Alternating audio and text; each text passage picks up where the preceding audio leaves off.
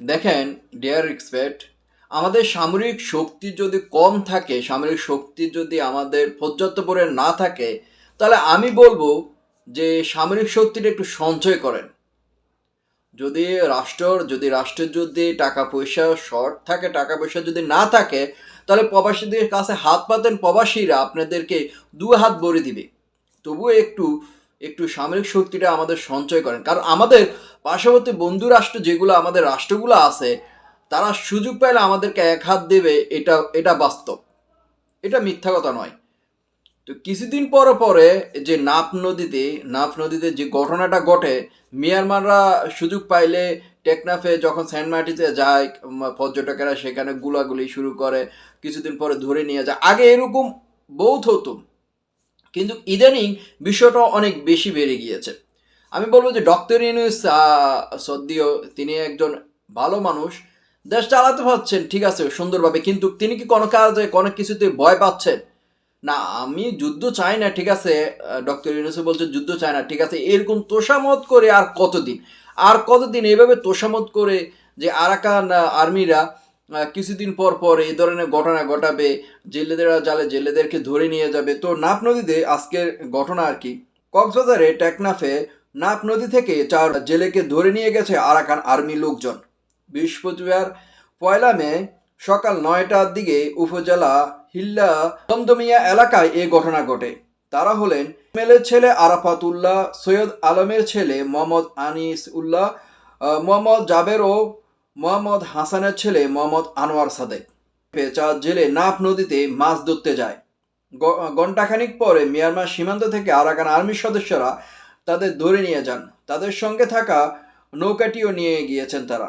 সেখানে আরও অনেকগুলো জেলে ছিলেন, তারা যেভাবে হোক তারা পালিয়ে আসতে সক্ষম হয়েছে। আর 4 জনকে ইতিমধ্যে আরাকান আর্মি নিয়ে গিয়েছেন। তো এরকম আর কতদিন চলবে? নাকি আমরা টেকনাফ সেন্ট মার্টিন বিক্রি করে দিয়েছি? না, আমি ডক্টর ইউনূসকে বলবো, আপনার কোথায় কোন জায়গায় সমস্যা, কোন জায়গায় আপনি ভয় পাচ্ছেন, এটা মানুষকে বলেন। এভাবে তো আরও চলে না।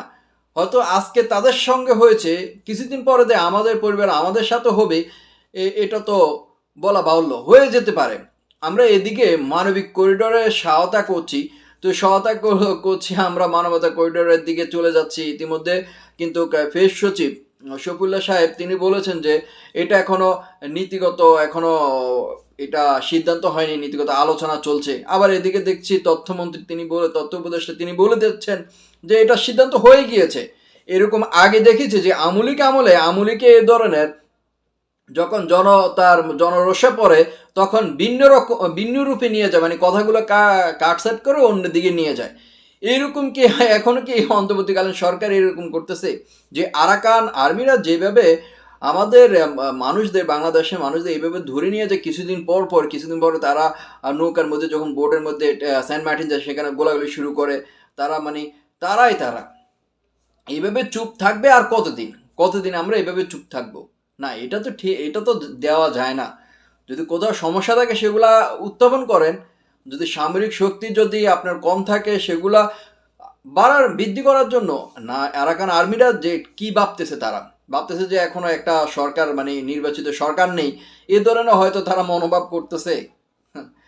আমি বলবো এইদিকে একটু দৃষ্টি দেওয়া উচিত সরকারের। আপনারা কি বলেন? অবশ্যই ভিডিওটা ভালো লাগলে অবশ্যই শেয়ার করবেন। ধন্যবাদ সকলকে। এটা দেওয়া যায় না নাফ নদীতে এইভাবে।